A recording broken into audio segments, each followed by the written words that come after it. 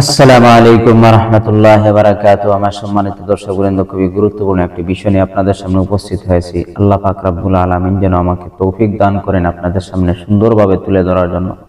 সুপ্রিয় দর্শকবৃন্দ, আমি আলোচনা শুরু করার পূর্বে আপনাদের নিকট রিকোয়েস্ট জানাচ্ছি, আমার আলোচনাটি যদি ভালো লাগে তাহলে আপনারা লাইক, কমেন্ট, শেয়ার এবং সাবস্ক্রাইবের মাধ্যমে সহযোগিতা করবেন, যাতে পরবর্তীতে নতুন কোনো ভিডিও নিয়ে আপনাদের সামনে উপস্থিত হতে পারে। আমার সুপ্রিয় দর্শকবৃন্দ, 5টি উপদেশ হতভাগার জন্য, যারা দুনিয়া এবং আখিরাতে হতভাগা, যাদের দুনিয়াও বিফলে আখিরাতও বিফলে। এরকম অনেক মানুষ আছে যাদের দুনিয়াও ধ্বংস আখিরাতও ধ্বংস, খাসিরাত দুনিয়া ওয়াল আখিরা। 5টি আলামত যদি তাদের মধ্যে পাওয়া যায় তাহলে তাদের দুনিয়াও বরবাদ, আখিরাতও বরবাদ। আখিরাতেও তারা হতভাগা, দুনিয়াতেও তারা হতভাগা।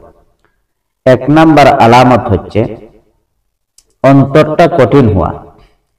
যারা কঠিন অন্তরের অধিকারী, যাদের অন্তর নরম হয় না, এদের মধ্যে বেশিরভাগই মুসলমান না। প্রকৃত মুসলমান যারা, প্রকৃত মুমিন যারা, তাদের অন্তর নরম, সহজ সরল মানুষ তারা। আর অধিকাংশরাই কঠিন অন্তরের অধিকারী, যাদের অন্তরটা নরম না, যাদের ভিতরে মহাব্বত নেই। 2 নাম্বার হচ্ছে যাদের চক্ষু জমাট বাঁধা, অর্থাৎ চোখ দিয়া কোনোদিন পানি বের হয় না। আল্লাহর ডর এবং ভয়ে, আখিরাতের চিন্তায় কোনোদিন তার চোখ দিয়ে পানি বের হয় না। জমাট বাঁধা রক্তের মতো তার 2টি চোখ, যে চোখ দিয়া কোনোদিন আখিরাতের ভয়ে, আল্লাহর ভয়ে তার পানি বের হয় না। তাইলে কঠিন অন্তরের অধিকারী এবং জমাট বাঁধা চোখ, এই 2টি আলামত যার ভিতরে পাওয়া যাবে, তার দুনিয়াও ধ্বংস, আখিরাতেও ধ্বংস। দুনিয়াতেও তারা হতভাগা, আখিরাতেও হতভাগা। 3 নাম্বার হচ্ছে লজ্জা কম হওয়া। হতভাগা যারা, তাদের অধিকাংশই এরকম আছেন যাদের লজ্জা শরম নেই। এজন্যই প্রিয় নবী সাল্লাল্লাহু আলাইহি ওয়াসাল্লাম হাদিসের মধ্যে বলেছেন, যখন তুমি লজ্জা করবে না তখন তোমার যা ইচ্ছা তাই করো। কোন মুসলমান সে কখনো লজ্জাহীন অবস্থায় থাকতে পারে না।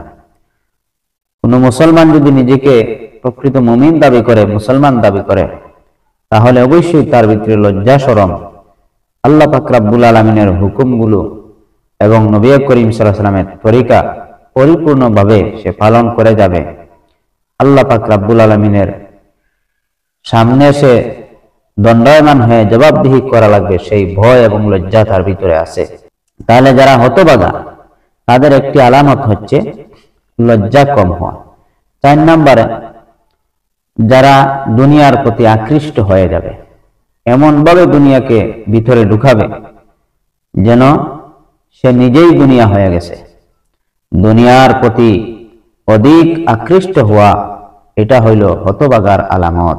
আল্লাহ পাক যেন আমাদেরকে দুনিয়ার প্রতি অধিক আকৃষ্ট হওয়া থেকে বিরত থাকার তৌফিক দান করেন।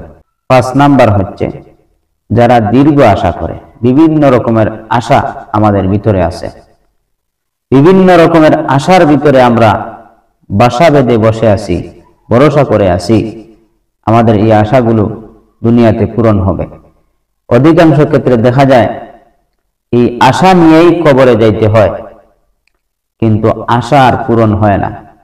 তাই প্রকৃত মুসলমান যারা, যারা হতভাগা নয়, দুর্ভাগা নয়, যারা সফলতা অর্জন করে ফেলেছে, তারা দুনিয়ার পসাগান্দা দুনিয়ার জন্য দীর্ঘ আশা করে না। পসাগান্দা দুনিয়ার প্রতি তারা অধিক আকৃষ্ট হয় না। তাদের অন্তর কঠিন নয়, তাদের চোখ জমাট বাঁধা নয়, তাদের চোখ দিয়ে আখিরাতের ভয়ে, আল্লাহর ভয়ে পানি বের হয়। এবং তারা আল্লাহ পাক রব্বুল আলামিনের হুকুম আহকাম মেনে চলার চেষ্টা করেন।